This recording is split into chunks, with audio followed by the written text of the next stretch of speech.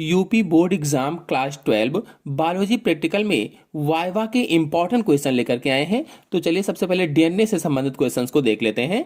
पहला क्वेश्चन है, डीएनए का पूरा नाम बताइए। तो डीएनए का पूरा नाम क्या होता है? डीऑक्सी राइबो न्यूक्लिक अम्ल होता है। अगर आरएनए का पूछा जाता तो राइबो न्यूक्लिक अम्ल होता है।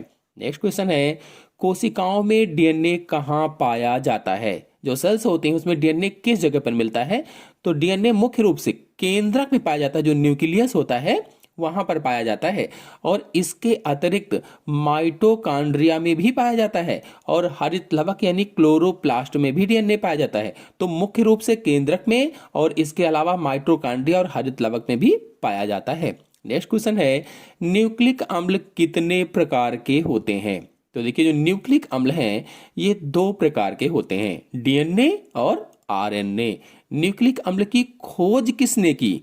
तो न्यूक्लिक अम्ल की खोज फ्रेडरिक माइशर ने की थी, फ्रेडरिक माइशर ने। नेक्स्ट क्वेश्चन है, डीएनए में कितने सूत्र होते हैं, यानी कितने पॉलीन्यूक्लियोटाइड चेन्स का बना होता है?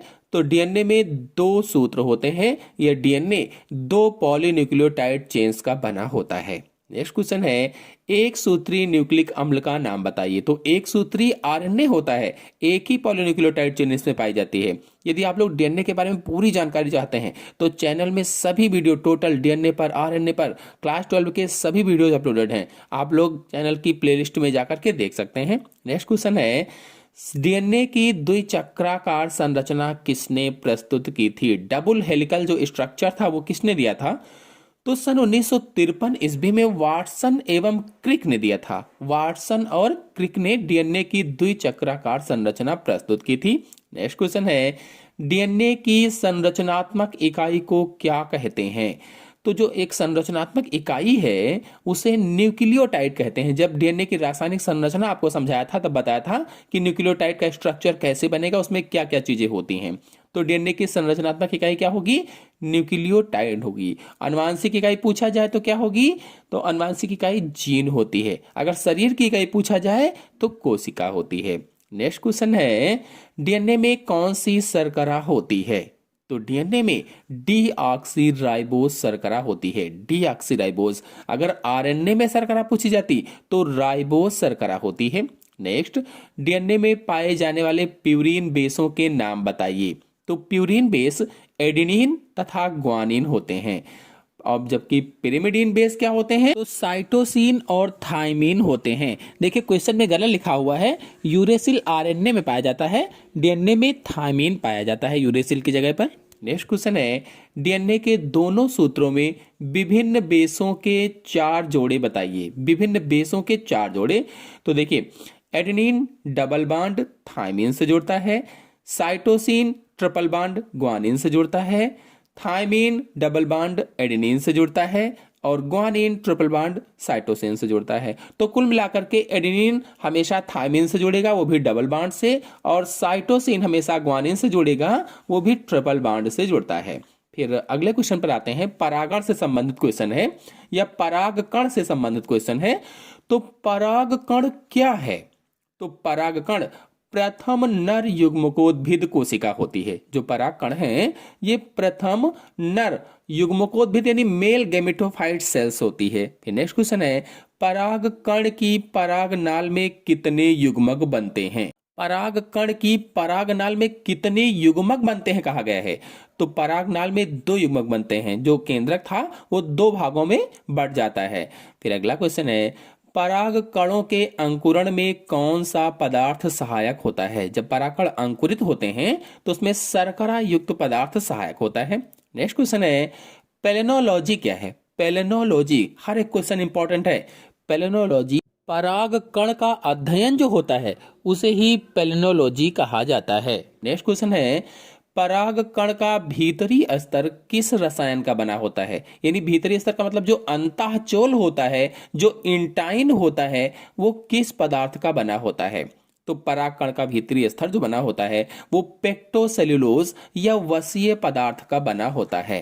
पेक्टोसेल्यूलोज या वसीय पदार्थ का। नेक्स्ट क्वेश्चन परागण से संबंधित है। तो पहला क्वेश्चन है, परागण की परिभाषा बताइए। तो पुष्पों के परागकोश से मुक्त परागकणों का उसी पुष्प या उसी जात के किसी दूसरे पुष्प के वर्तिकाग्र पर पहुंचने की क्रिया को परागण कहा जाता है। यानी जैसे कोई एक पेड़ लगा हुआ है, उसमें एक पुष्प है, तो उसके परागकण उस पुष्प से निकले तो उसी पुष्प पर जाएं या फिर उसी जात के किसी दूसरे पुष्प पर पहुंचते हैं, तो इसे ही परागण कहा जाता है। नेक्स्ट क्वेश्चन है, मक्का में यदि मादा पुष्पों से निकले रेशमी धागों को काट दिया जाए तो इसका परागण क्रिया पर क्या प्रभाव पड़ेगा। तो जो मक्का होती है उसमें नर पुष्प सबसे ऊपर की ओर होते हैं जो जीरे की तरह से लगे रहते हैं, और मादा पुष्प नीचे भुट्टे में होते हैं। तो मक्का में मादा पुष्पों से निकले रेशमी धागे वास्तव में वर्तिकाग्र हैं, अतः इन्हें काट दिए जाने से परागण क्रिया संपन्न नहीं होगी। नेक्स्ट क्वेश्चन है, मक्का में किस प्रकार का परागण होता है। तो मक्का में वायु परागण होता है, वायु के द्वारा एनिमोफिली होती है। नेक्स्ट क्वेश्चन है, दो कीट परागित पुष्पों के नाम लिखिए। तो कीटों के द्वारा परागित होने वाले पुष्प सैल्विया और अंजीर होते हैं। नेक्स्ट क्वेश्चन है, किन पौधों में सुगंधित पुष्प उत्पन्न होती है। सुगंधित पुष्प, तो प्रायः कीटों द्वारा जो परागित पुष्प होते हैं उनमें सुगंध उत्पन्न होती है, क्योंकि कीटों के द्वारा परागित होने हैं इसलिए उनको सुगंध चाहिए, तभी तो कीट वहां तक पहुंचेंगे। फिर नेक्स्ट क्वेश्चन है, अंजीर में किस प्रकार का पुष्पक्रम होता है। तो अंजीर में उदंबर या फिर हाइपेंथोडियम प्रकार का पुष्पक्रम पाया जाता है। अंजीर पर फुल वीडियो मेरे चैनल में अपलोडेड है, आप लोग जाकर के देख सकते हैं। परागण पर भी अपलोडेड है। नेक्स्ट क्वेश्चन है, स्वपरागण की अपेक्षा पर परागण क्यों उपयोगी है। देखिए, पर परागण के द्वारा पौधों में वांछित लक्षणों का समावेश किया जा सकता है, जबकि स्वपरागण के द्वारा वांछित लक्षण नहीं डाले जा सकते, तो इसीलिए स्वपरागण की अपेक्षा पर परागण उपयोगी है। नेक्स्ट क्वेश्चन है, वायु द्वारा परागित पुष्पों में दो विशेषताएं बताइए। वायु के द्वारा परागित पुष्पों में परागकण छोटे एवं हल्के होते हैं, क्योंकि छोटे और हल्के होंगे तभी तो वायु के द्वारा उड़ पाएंगे, और संख्या में अधिक भी होते हैं क्योंकि वो बिखर भी जाते हैं मिट्टी पर। नेक्स्ट क्वेश्चन है, कीट परागण के लिए पुष्पों में दो विशेषताएं बताइए। तो कीट परागित पुष्पों में मकरंद उत्पन्न होता है, पुष्प सुगंधित तथा चटकीले होते हैं। नेक्स्ट क्वेश्चन है, किसी पुष्प में नर व मादा जननांगों के नाम बताइए। तो पुष्प में नर जनन अंग पुमंग होता है या एंड्रोसियम होता है, और मादा जनन अंग जायांग अथवा गायनोसियम या कार्पल होता है। नेक्स्ट क्वेश्चन है, साल्विया में पूर्व पुंपक दशा होती है, इससे क्या अभिप्राय है। तो पूर्व पुंपक दशा से अभिप्राय यह होता है कि नर जननांग पहले ही पक जाते हैं, पहले ही मेच्योर हो जाते हैं, पहले ही परिपक्व हो जाते हैं। नेक्स्ट क्वेश्चन है, परागण कितने प्रकार का होता है। तो परागण दो प्रकार का होता है, स्वपरागण और परपरागण, यानी सेल्फ पॉलिनेशन और क्रॉस पॉलिनेशन। नेक्स्ट, चीड़ के परागकणों की क्या विशेषता है। तो चीड़ के परागकण पंख युक्त होते हैं, जिससे उन्हें वायु में उड़ने में सहायता मिलती है, उसमें पंख पाए जाते हैं वायु में उड़ पाए। नेक्स्ट, पुष्पों में बाह्यदल या दल बहुत छोटे या अनुपस्थित होते हैं। पुष्प छोटे, आकर्षण रहित, गंध रहित, उनमें कैसा परागण होगा। यानी बाह्य दल भी छोटा है, दल भी छोटा है, पुष्प ही छोटा है कह लीजिए, आकर्षण रहित, कोई आकर्षण नहीं है, गंध भी नहीं है, तो कैसा परागण होगा। वायु के द्वारा परागण होगा, क्योंकि वायु एक निर्जीव चीज है, उसको इन चीजों की आवश्यकता नहीं है, वो चलेगी बस परागण हो जाएगा। नेक्स्ट, किस पौधे में जल परागण होता है। तो वैलिशनेरिया में जल परागण होता है। इस पर मेरे चैनल में वीडियो अपलोडेड है, आप लोग जाकर के देख सकते हैं। नेक्स्ट क्वेश्चन है, कौन से कीट पर परागण में महत्वपूर्ण भूमिका निभाते हैं। तो पर परागण में मधुमक्खी सबसे पहले, मधुमक्खी है, तितली, भंवरा, शलभ या मौत, ये महत्वपूर्ण भूमिका निभाते हैं क्रॉस पॉलिनेशन में। नेक्स्ट, किस पौधे के पुष्प में मकरंद कोश होते हैं, नेक्टरी होते हैं। तो लार्क स्पर में मकरंद कोश होते हैं। नेक्स्ट, अंजीर के पुष्प में नर व मादा पुष्पों की स्थिति किस प्रकार की होती है। तो अंजीर में उदंबरुक पुष्पक्रम होता है या हाइपेंथोडियम पुष्पक्रम पाया जाता है, और इसके अंदर ऊपर की ओर नर पुष्प होते हैं, जबकि नीचे की ओर मादा पुष्प लगे होते हैं। नेक्स्ट क्वेश्चन है, रात्रि के समय खिलने वाले पुष्प सफेद तथा सुगंधित होते हैं, ऐसा क्यों होता है। तो परागण के लिए ऐसा होता है। परागण हेतु कीटों को लुभाने के लिए पुष्प सुगंधित होते हैं, बहुत तेजी के साथ सुगंध डालते हैं ताकि कीट वहां पर आए, और इसी कारण कीट जो होते हैं वो आकर्षित हो जाते हैं। रात्रि में कोई अन्य रंग दिखाई भी नहीं देता है, इसलिए सफेद होते हैं, क्योंकि काले पर सफेद दिखाई देता है इसलिए सफेद होते हैं। नेक्स्ट, पक्षी परागित पुष्पों के उदाहरण दीजिए। तो बिग्नोनिया और सेमल पक्षी परागण पुष्प हैं। जो बिग्नोनिया है इसमें गुंजन पक्षी के द्वारा या हमिंग बर्ड के द्वारा परागण होता है। नेक्स्ट, पक्षी परागित पुष्प प्रायः किस रंग के होते हैं? तो पक्षियों के द्वारा जो परागित होने वाले पुष्प होते हैं वो प्रायः लाल रंग के होते हैं, रेड कलर। नेक्स्ट, पक्षी परागित पुष्पों की विशेषताएं बताइए।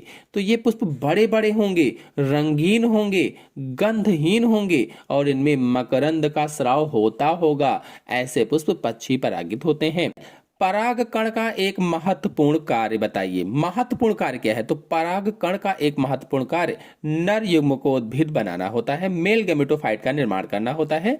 नेक्स्ट, परागकणों में अंकुरण के दौरान किन कोशिकाओं का निर्माण होता है? तो अंकुरण के दौरान कायिक एवं जनन कोशिकाओं का निर्माण होता है।